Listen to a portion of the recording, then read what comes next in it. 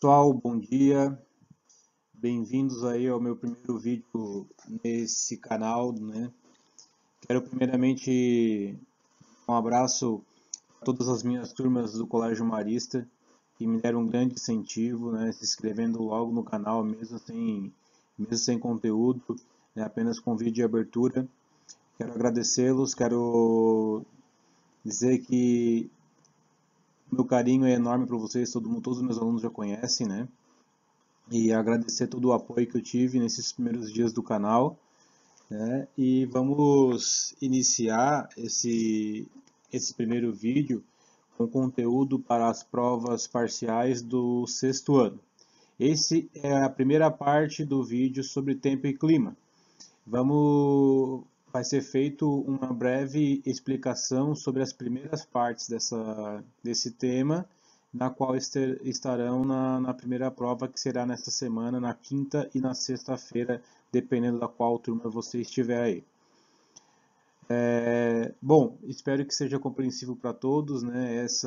Esse vídeo é apenas para que, como se fosse uma relembrança das aulas que a gente já teve em sala de aula.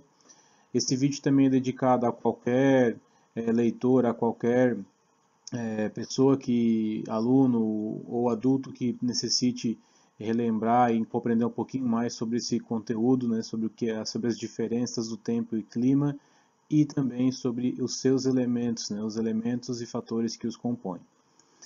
Então, começando, pessoal, a dinâmica da atmosfera, tempo. Basicamente, o que é abordado nos livros e em qualquer outro lugar é a diferença entre tempo e clima, né? A gente tem como o tempo é o estado momentâneo da atmosfera, é aquilo que acontece hoje, aquilo que a previsão do tempo prevê para até uma semana depois, né? Alguns dias depois. O estado do tempo é como a gente consegue analisar a atmosfera no agora. Como, por exemplo, neste vídeo, neste dia que está sendo gravado, o tempo está chuvoso, céu fechado, temperatura amena, né? Não está muito frio, mas também não está calor. Umidade do ar provavelmente muito elevada. Pressão atmosférica teria que estar analisando através de aparelhos, né? Mas o tempo é a condição da atmosfera naquele determinado momento. Se está de sol, se está chovendo, se está nublado, se está muito frio, se tem muito vento, né? Então, essas são as condições do tempo.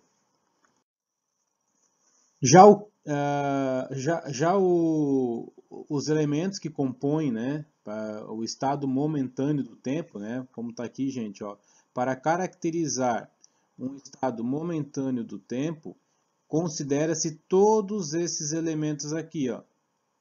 Então, quando eu quero descobrir, né, como está o tempo, eu tenho que analisar a temperatura daquele dia, o aspecto geral do céu, a ocorrência de chuva, se está chovendo ou não.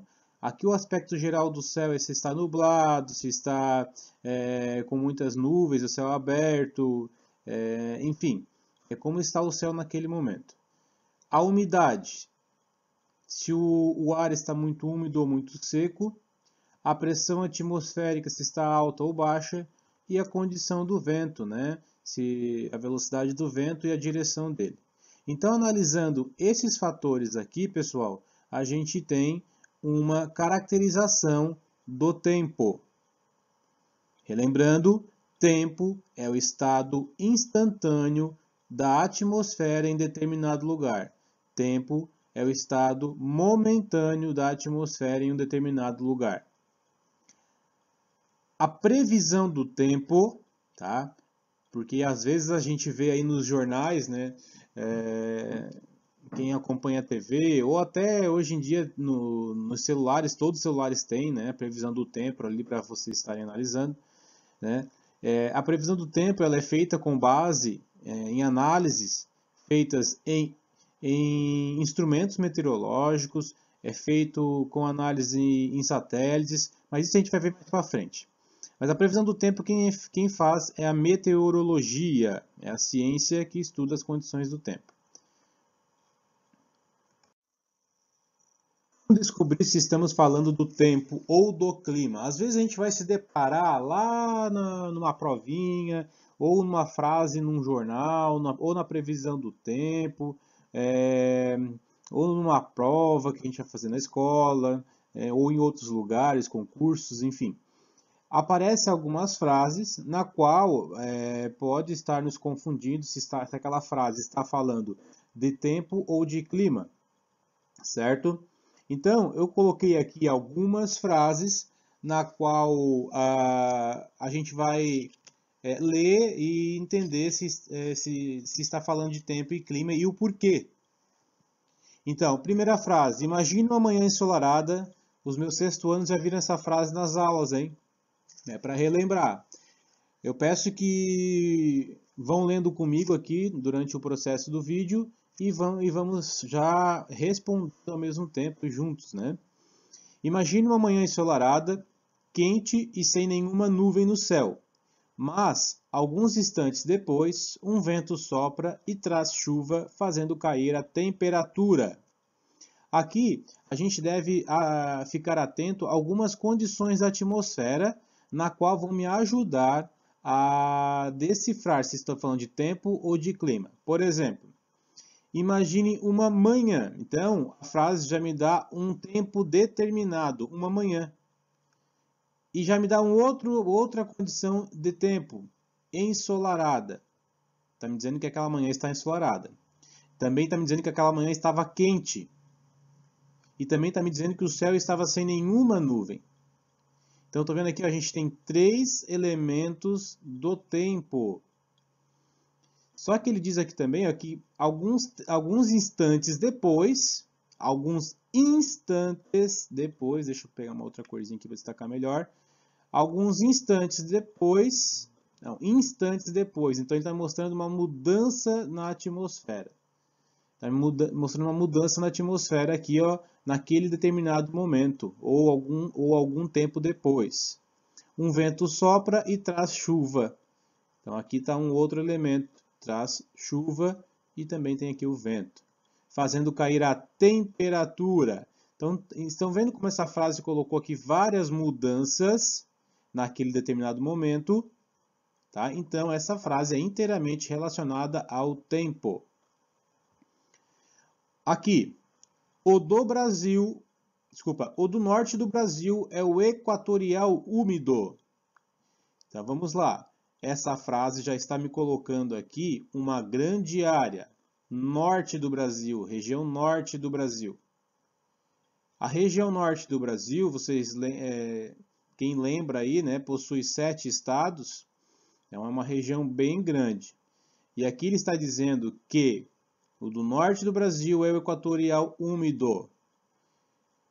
Isso é nome de clima. Equatorial úmido.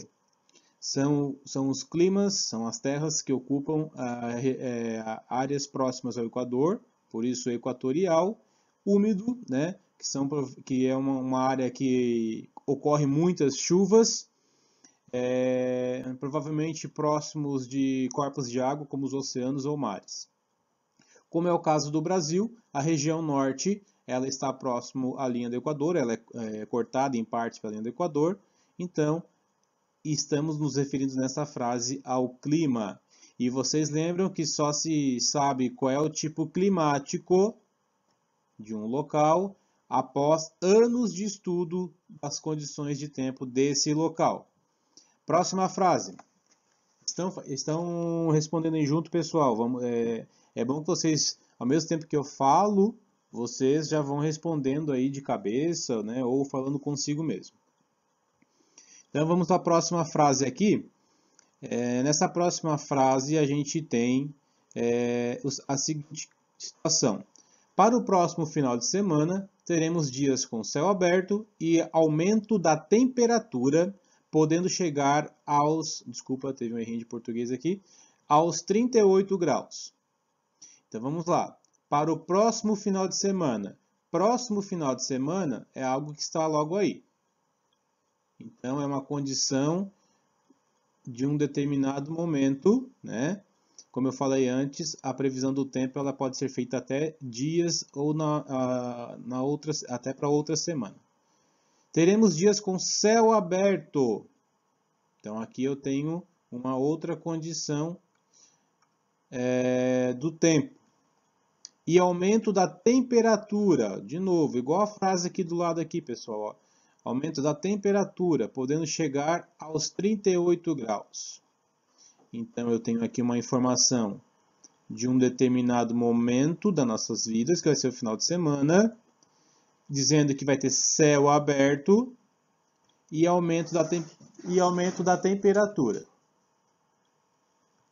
E aumento da temperatura, podendo chegar aos 38 graus. Então aqui a gente tem uma grande mudança nas condições atmosféricas durante o próximo final de semana. Beleza? Então se refere ao tempo.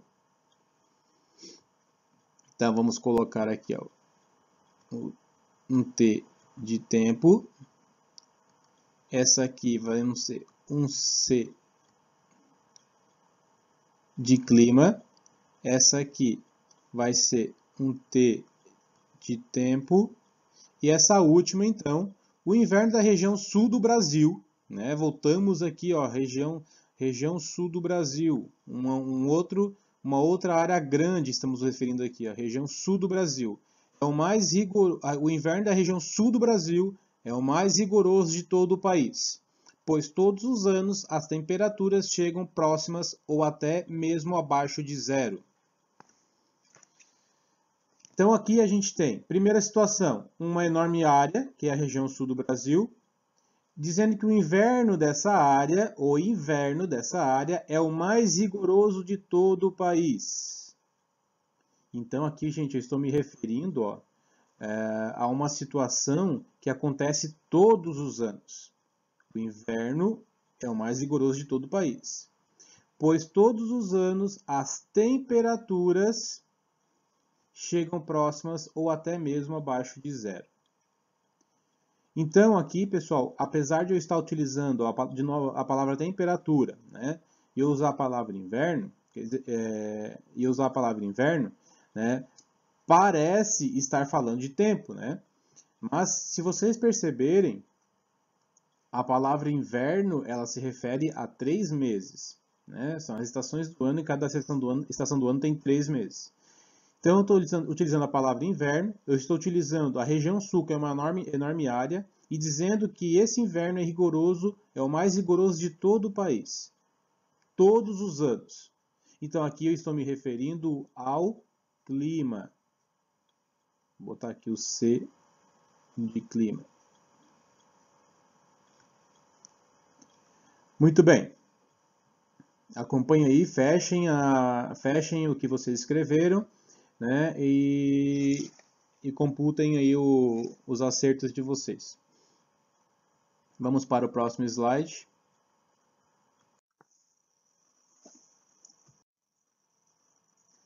Agora, pessoal, vamos analisar os fatores do clima, que são aqueles fatores que alteram o clima de qualquer lugar. Tá? Eles vão determinar o clima de qualquer área no mundo.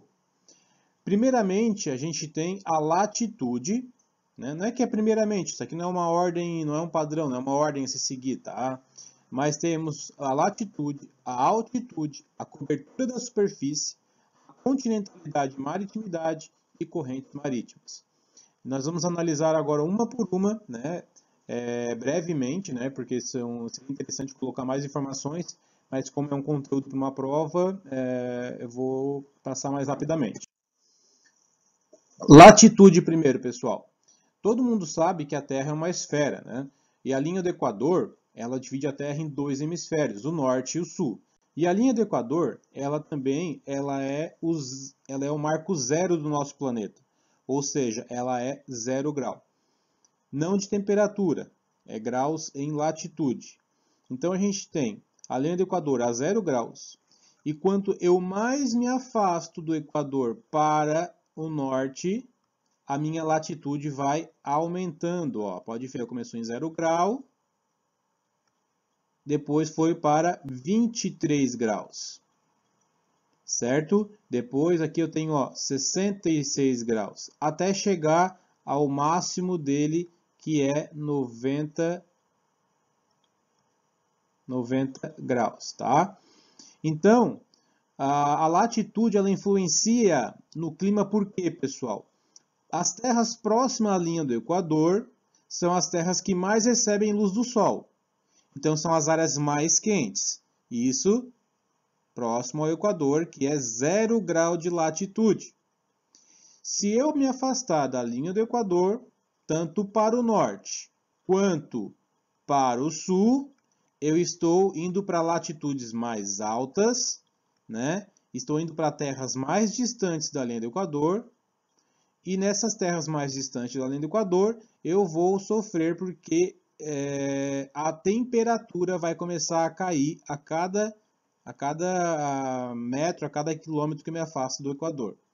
Então, conforme eu me afasto do Equador, conforme eu vou para altas latitudes, a temperatura vai caindo. Por exemplo, os polos, né, giram em torno de 80 ou 90 graus de latitude e são as áreas mais frias do planeta. Altitude, pessoal. A palavra altitude, nós temos que sempre nos referir a ela comparando essa altitude ao nível do mar. O nível do mar é 0 metros. Nível do mar, 0 metros. Conforme eu for me afastando do mar, do mar, a minha altitude vai aumentando. A não ser, claro, que a gente caminha aí para áreas de depressões que estão a nível do mar, mas no caso da nossa região isso é mais difícil. Então, conforme eu me afasto do nível do mar, eu vou subindo, né? A altitude vai aumentando. Aqui a gente tem, até coloquei uma imagem com 3 exemplos. Vocês têm uma imagem parecida no livro, aí o pessoal das minhas turmas, né? Eu coloquei aqui 3 exemplos. Ao nível do mar, o ponto A está a 0 metros de altitude, com uma temperatura de 22 graus.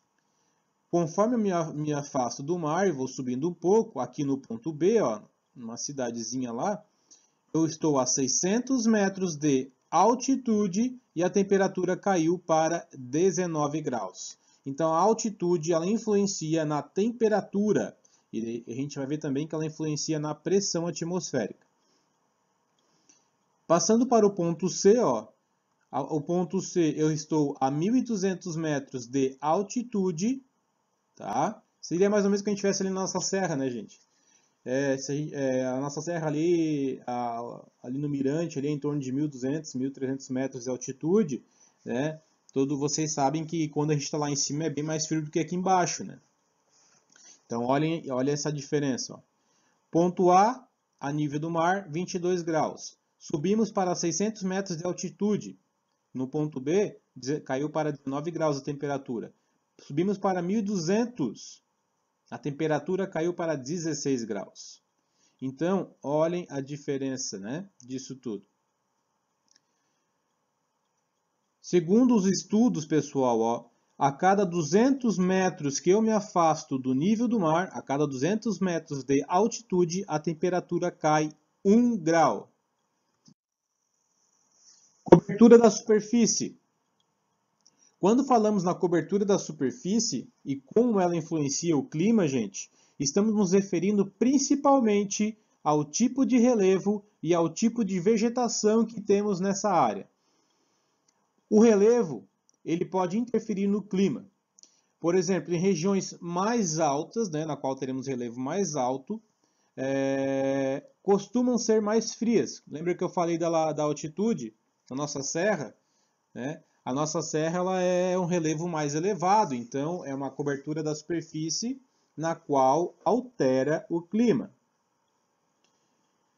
Resumindo, o relevo ele pode influenciar no clima é porque se eu estou num relevo mais alto, a temperatura e as condições do clima são diferentes. O vento, a temperatura, as massas de ar são diferentes. Continuando aqui nesse quadro de relevo, vamos ver aqui, ó. Mas além disso, essas zonas ajudam a rebater a umidade proveniente de outros lugares, impedindo que elas cheguem a certos lugares que passam a ficar mais secos. Aqui, nessa frase que eu acabei de ler, eu vou citar um exemplo para vocês aqui no Brasil, ou a gente pode citar um exemplo mundial aí, que é o deserto do Saara, na qual um relevo, um planalto, né, uma cadeia de montanhas, lá no caso do deserto do Saara, uma cadeia de montanhas chamada cadeia do Atlas impede, olha só a importância do relevo na alteração do clima. O relevo, lá a noroeste da África, temos uma cadeia de montanhas chamada cadeia do Atlas, na qual impede que uma massa de ar úmida entre no norte da África, né, impossibilita a existência de chuva no deserto do Saara. Até foi isso, em grande parte, não é o único fator, né, gente? Mas foi esse um dos fatores que criou o deserto do Saara. Um outro exemplo, a gente pode citar aqui no Brasil, o Planalto da Borborema, que também impede que chuvas, nuvens carregadas de chuva, cheguem até o sertão nordestino, por isso que lá é tão seco, porque esse relevo alto, esse Planalto da Borborema, ele impede a passagem de nuvens com chuva para lá. Outro fator, gente, é a vegetação. Tá? A vegetação, as florestas, elas alteram o clima de uma área. Ó, as florestas e demais formas de vegetação ajudam a absorver o calor proveniente da radiação solar, amenizando o aquecimento. Quantas vezes vocês foram lá para o interior, né, para a casa dos avós de vocês, de tios, de primos, enfim, né, ou até na casa da família de vocês mesmos, que é bem mais refrescante, é bem mais fresco do que na cidade. A cidade geralmente sempre é mais calor. Isso acontece, pessoal, lá nas áreas que tem vegetação, porque a vegetação ela tem essa capacidade de absorver o calor do sol, tá? Amenizando essa temperatura. Além de amenizar essa temperatura, além do mais, através da evapotranspiração, elas ajudam a aumentar a umidade do ar. Ou seja, pessoal, aonde tem vegetação, a vegetação ela tem muita água, né? E quando o sol bate nessa vegetação com água, essa água vai se evaporar e essa água vai lá em cima, as nuvens vão começar a se acumular e essas vão formar gotículas de chuva carregando essas nuvens e ajudando na criação de chuvas naquelas áreas. Outro fator, pessoal, é a continentalidade e a maritimidade. Ou seja, quanto mais próximo eu estiver do mar, o meu clima ele vai ser diferente do que aquelas áreas que estão distantes do mar. Isso acontece porque em locais próximos à água do mar, né, ou locais próximos a grandes lagos, enfim, a grandes corpos de água, o clima pode estar mudando porque a água ela tem o poder de absorver o calor do sol com muita força, certo? E ela vai eliminando esse calor durante o dia e durante a noite bem lentamente. É por isso que em áreas litorâneas, por exemplo, a gente tem um dia, ele fica muito quente e à noite a temperatura não cai muito. Por que não cai muito? Porque a água do mar, né, ela está ainda liberando o calor que ela recebeu durante o dia. E as cidades que ficam próximo do mar vão ter ali a existência desse calor da água que está liberando esse calor. Tá bom? Então, quanto mais próximo do mar uma localidade se encontra, maritimidade, menores costumam ser as variações da temperatura. Menor costuma ser, pessoal, a diferença da máxima e da mínima. A gente chama isso de amplitude térmica. Beleza? Então, se você que vai lá no verão, né, para as cidades aqui do nosso litoral, Laguna, Balneário Rincão, Jaguaruna, Campo Bom, entre outras praias mais conhecidas aqui da nossa região, quando vocês vão para lá, vocês provavelmente têm aí um dia quente e a noite ainda continua muito quente. Já nos locais mais no interior, né, mais para dentro do continente, que estão mais distantes do mar, a variação térmica desses locais ela é mais alta, são maiores. Por quê? Porque a Terra, a nossa Terra, o solo, não tem a mesma capacidade de segurar o calor do Sol como a água. E além de não ter a mesma capacidade, esse calor que o solo absorveu do Sol, ele libera novamente muito rápido. É por isso que durante o dia, em locais que estão distantes do mar, a temperatura durante o dia ela é alta, mas à noite ela cai consideravelmente. Ela cai geralmente em torno de 8 graus ou mais. Certo? Continuando, as correntes marítimas são grandes influenciadoras do clima, tá, pessoal? Porque elas, o que são correntes marítimas, né? Correntes marítimas são correntes, são movimentos de água no oceano, tá? São grandes porções de água do oceano, ó. São grandes porções de águas que circulam pelo oceano e elas levam consigo, essas porções de águas que circulam pelos oceanos, elas levam consigo ou ar frio ou um ar quente com umidade ou com pouca umidade, certo? Então, as correntes frias, a gente tem correntes marítimas frias e correntes marítimas quentes. As correntes marítimas frias geralmente levam, obviamente, um ar frio e poucas chuvas, ou nada de chuva. Já as correntes quentes, elas levam uma temperatura mais elevada, né, um ar mais quente, com uma grande quantidade de umidade, de chuvas. O nosso Brasil aqui, ó, né, o nosso Brasil aqui, a gente tem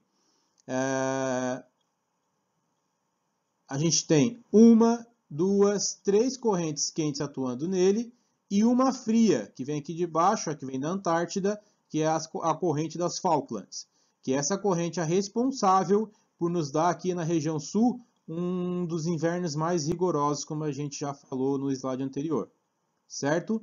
Então, as correntes marítimas atuam mudando o nosso clima porque elas levam para os continentes ou ar quente ou ar frio, umidade ou pouca umidade. Beleza?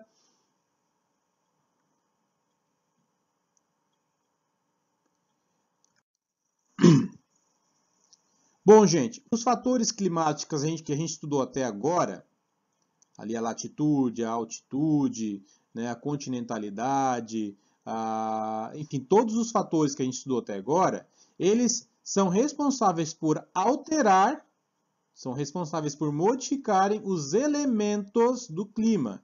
E quais são os elementos do clima, pessoal? Quais são esses elementos? São a temperatura, né? Então a gente viu ali um fator climático que altera a temperatura.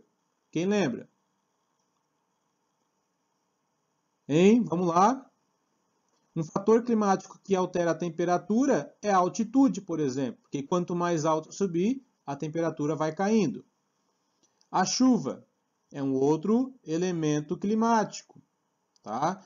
Qual um fator climático que pode nos trazer bastante chuva? As correntes marítimas.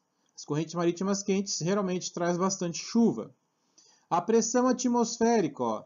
A pressão atmosférica ela pode ser alta ou baixa conforme a minha altitude, tá? E conforme a minha latitude também, algumas áreas têm pressão maior ou menor. A umidade do ar é um outro elemento climático, que também pode ser alterado por um fator climático. Os ventos também. E as massas de ar. Beleza? Esses aqui são os elementos climáticos. Os elementos climáticos são modificados, são alterados pelos fatores climáticos. Ó, eles são alterados pelos fatores na qual a gente estudou aqui nos slides anteriores. Tá? Bom, a previsão do tempo ela é feita da seguinte forma. É feito observações, né? É feito a análise dessas observações. Então, eu fui lá e observei um satélite, eu fui lá e observei instrumentos meteorológicos, fiz a análise dessas observações, desses dados que eu peguei, e dessa análise eu criei uma previsão, uma pré-visão. Né? Se é uma previsão, é algo que eu estou vendo antes de acontecer. Eu vou informar a população dessa previsão, mas lembrando, pessoal, que a previsão ela nem sempre é perfeita. Ela geralmente não é perfeita. Pode haver mudanças. E essa previsão permite que eu tenha, então, dado suficiente para poder falar para a população que tipo de tempo nós vamos ter ou qual é o tipo de clima de uma determinada área. A previsão do tempo ela é feita com base na observação de um sistema de observação, né, muito moderno hoje em dia. Então, esse slide aqui eu também utilizei na sala de aula com meus alunos, ó, quem lembra, né? Esses são alguns dos instrumentos utilizados para se fazer a análise do tempo, para se captar dados e fazer uma previsão do tempo, beleza? Então aqui a gente tem satélites, a gente tem balão meteorológico, a gente tem um navio que também ajuda, os aviões ajudam, avião sem piloto, estação receptora de satélite, estação meteorológica, estação de monitoramento de poluição, as estações meteorológicas automáticas, a nossa escola aí, nossos alunos do Colégio Marista, né, a gente tem uma estação automática na escola, os pluviômetros, né, enfim, uma estação meteorológica que fica em terra com os instrumentos meteorológicos ajudam a fazer essa previsão. E os grandes satélites, né, que são das melhores invenções do que o homem já teve, né, os satélites que ficam lá no espaço e nos dão as melhores informações. Beleza? Quando a gente vê um jornal, para finalizar, pessoal, então, quando a gente vê lá um jornalzinho, né, durante o dia, na televisão, né, ou à noite, eles passam a previsão do tempo. Geralmente eles mostram um mapa desse tipo, né, ou com poucas mudanças. Então aqui, gente, ó, se eu tenho um mapinha desse, né, quando a gente vê lá na TV, eles usam alguns símbolos para delimitar, para definir alguns elementos do clima, alguns elementos do tempo, desculpa. Né? Estão vendo aqui, ó, uma mancha azul, né? Nuvem com solzinho, aqui mais nuvem com sol e a chuva caindo, aqui só nuvem e o sol, né? Sem chuva. Então, eles colocam essas figuras aqui para mostrar para o leitor, para o ouvinte, né? Para o telespectador, qual é o elemento climático que vai acontecer naquele dia, qual é o fenômeno meteorológico que vai acontecer. Vamos pegar, por exemplo, aqui nossa região sul, pessoal, ó, prestando atenção aqui, ó. Temos sobre o Rio Grande do Sul uma nuvenzinha com chuva e sol. Isso quer dizer que durante aquele dia pode haver sol entre nuvens com pancadas de chuva. Então pode ter existência de sol por um período, o tempo irá fechar e teremos pancadas de chuva em alguma parte do dia. Aqui, nessa do Rio de Janeiro, por exemplo, ó, teremos sol entre nuvens. Outra informação, quando a gente tem aqui, ó, geralmente uma mancha azul desse tom ou mais forte, significa que é uma área que vai receber uma grande quantidade de chuva. Uma grande quantidade de chuva, milímetros de chuva muito elevado. Aqui onde tem essa mancha mais escurinha, ó, a gente tem essas manchas aqui, ó, né? São áreas que também vai chover, só que não tanto como essa mancha azul aqui. São áreas que vão chover também, tá bom? Então, se eu sou lá um leigo no assunto, mas eu vejo isso aqui, né? E eu vou fazer a minha previsão do tempo, eu posso fazer o seguinte, ó, a região nordeste do Brasil vai ter sol entre nuvens com pancadas de chuva em algum período do dia, certo? Deixa eu apagar aqui esses rabiscos, né? Então, ó, a região nordeste vai ter sol com nuvens e pancadas de chuva. A temperatura, nesse caso, ela pode permanecer em torno dos 22, 27 graus. Né? O Rio de Janeiro vai ter sol entre nuvens, mas geralmente, como é uma área próxima ao oceano, o calor vai permanecer. Né? Então, eu consigo, através desses símbolos, pessoal, fazer uma previsão do tempo, mesmo eu não conhecendo, mesmo eu não sendo meteorologista. Né? Então seria isso, minha gente. Essa é a primeira parte, né? Foram aí 36 minutos, né? Mas eu quis explicar esmiuçadamente para que vocês pudessem aprender melhor um pouco sobre tempo e clima. E no próximo vídeo, na segunda parte, nós vamos entrar na questão dos instrumentos meteorológicos, beleza? E um pouco mais sobre a previsão do tempo. Vamos analisar também mais frases de tempo e clima para que vocês gravem bem para a próxima prova. Beleza? Obrigado pela atenção de vocês.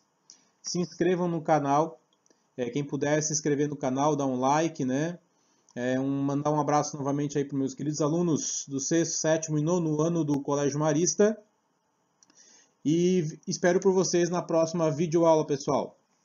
Um beijo e até a próxima.